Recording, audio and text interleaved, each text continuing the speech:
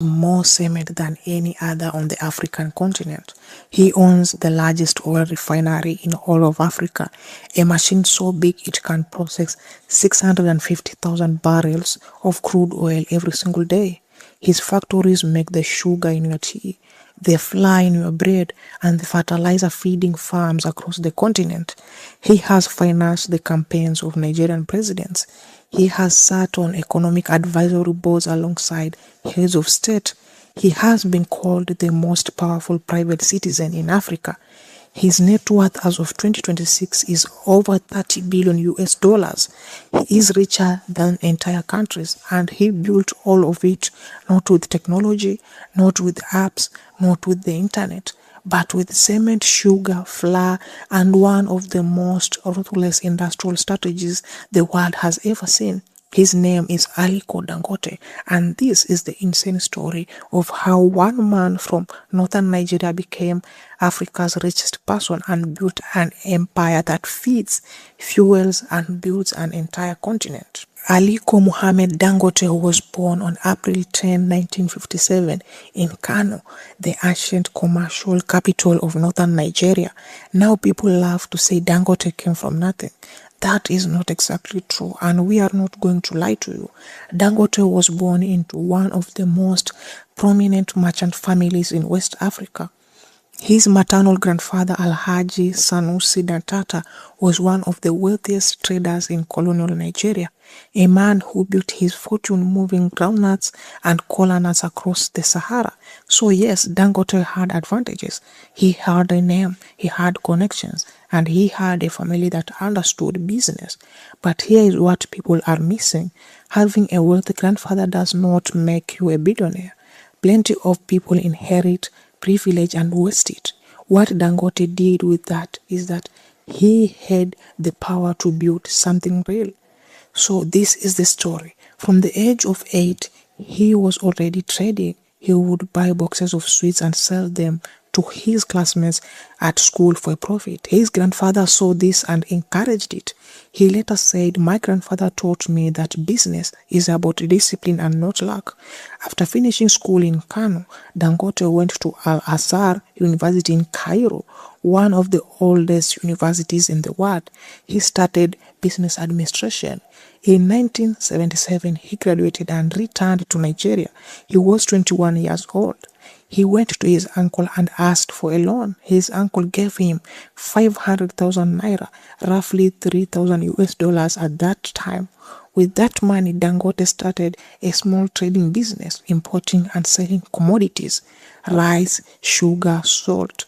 Nobody watching him in 1977 would have predicted what was coming.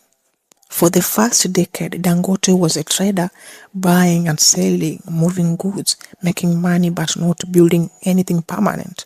Then, in the late 1980s and early 1990s, he had an insight that would change everything. Nigeria was one of the most import-dependent economies on earth. The country was spending billions of dollars every year importing cement, sugar, flour, and other basic goods, things that Nigerians consumed every single day. From Europe, Asia, and America, every time a bag of cement or a bag of sugar crossed into Nigeria, that money left the country, Nigerian wealth flowing out. Foreign manufacturers were getting rich. Dangote asked one question: what if we made these things ourselves? This philosophy, which economists call it import substitution, became the engine of his entire empire. Stop importing, start manufacturing, build factories, produce locally, and dominate the market before anyone else does. It sounds simple, but executing it is not easy. Building factories in Nigeria meant dealing with unreliable power supply, corrupt officials, broken infrastructure, currency fluctuations, and competitors who would rather import than invest. Dangote did it anyway. In 1999, he built a flour mill, then a pasta factory, then a salt processing plant. Each time, the same strategy was used: build the largest factory or facility in the country, produce at a scale, undercut imports on price, and dominate. But the move that truly made him was cement. In the year 2000, the Nigerian government began privatizing state-owned companies. Dangote moved fast. He acquired the Benue Cement Company, a struggling government plant, and immediately began expanding it. In 2003, he commissioned the Obajana cement plant in Kogi State. It became one of the largest cement plants in all of sub-Saharan Africa. Then in 2005, he made a bet that stunned the Nigerian business world. He invested $319 million of his own money and borrowed $479 million from the International Finance Corporation to massively expand production capacity, nearly $800 million into cement in Nigeria. People thought he had lost his mind, but the truth is that he hadn't.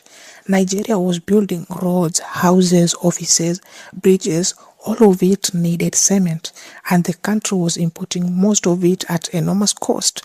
Dangote was able to change that permanently. Within 10 years, Dangote Cement became Africa's largest cement producer. Today, it operates in 10 countries. It controls roughly 60% of Nigeria's entire cement market.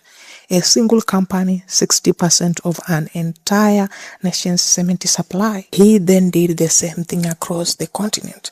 Tanzania, Ethiopia, Senegal, South Africa, Ghana, Zambia, Cameroon.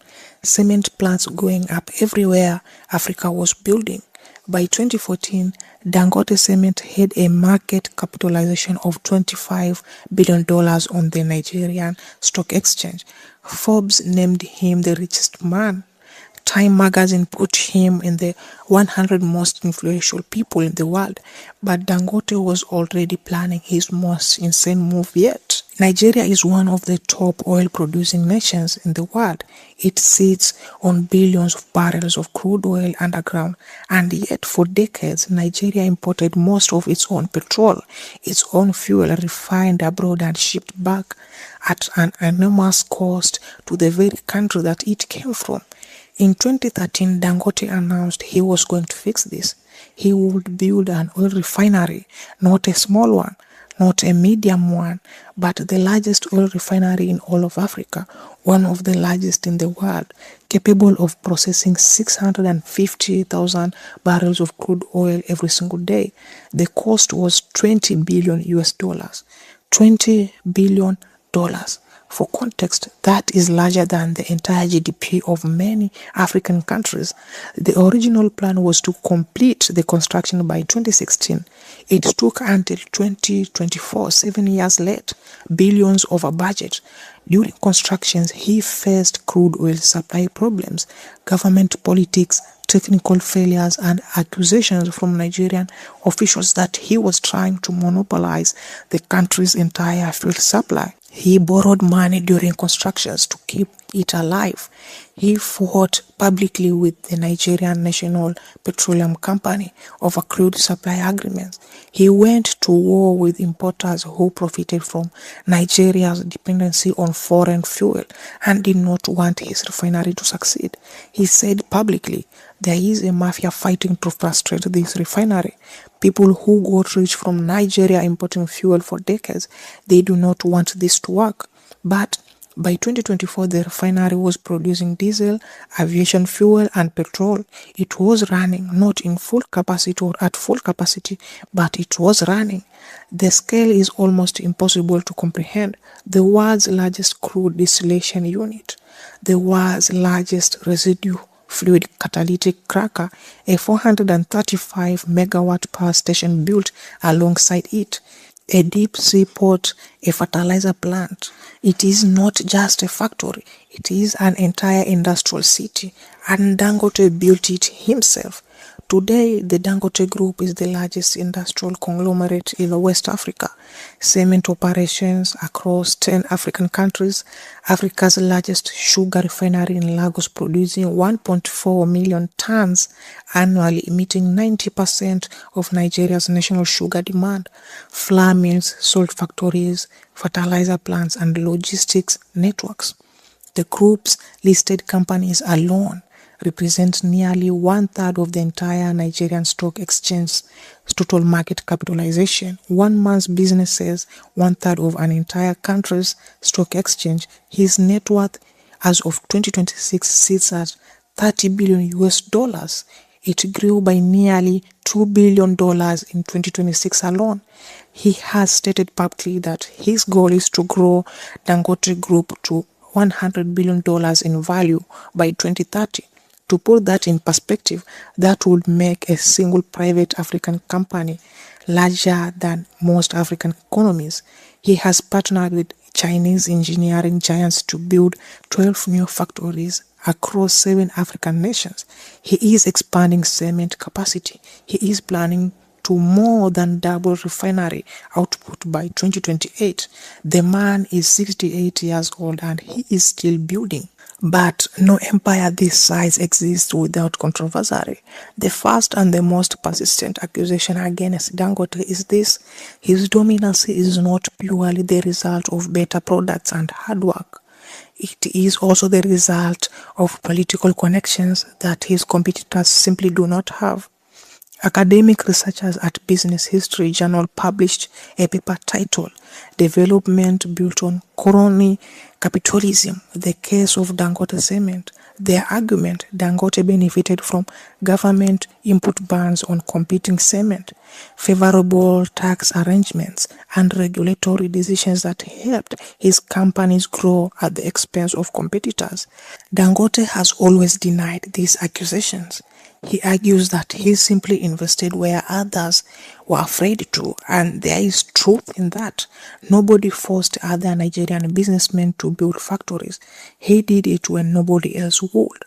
But the question lingers: can you separate Dangote's success from Dangote's access to power? Then, in 2016, the Panama Papers, an international investigation, exposed 11.5 million confidential financial documents from a law firm in Panama. Dangote's name appeared. He was linked to 4 offshore shell companies and through family and business associates to as many as 13. Using offshore companies is not automatically illegal, but it raised uncomfortable questions about where the money flows. Dangote denied any wrongdoing. No charges were filed, but the scrutiny did not disappear. And in 2024, when his refinery came online, fresh accusations emerged that he had lobbied the Nigerian government to ban diesel imports to give his refinery a monopoly over the market. He denied it too, but it shows the tension at the heart of his empire. When one man controls this much of an economy, the line between business and power becomes very thin. Aliko Dangote started with $3,000 loan and a trading business in Kano. He asked one question that nobody else was asking: why is Africa importing what it can make itself? And then he spent 40 years answering that question, with factories, with refineries, with cement plants stretching from Nigeria to Ethiopia to South Africa. He is not a tech billionaire. He did not build an app. He did not go viral. He built things, real things, things that you can see and touch, things that feed people, fuel cities, and construct nations. Whether you see him as Africa's greatest industrialist or a man whose power has grown too large for any single person to hold, one thing is beyond debate: Aliko Dangote changed what it means to be an African businessman, and the continent will feel his impact for generations. That was the insane story of Dangote. Subscribe so that you do not miss the next story.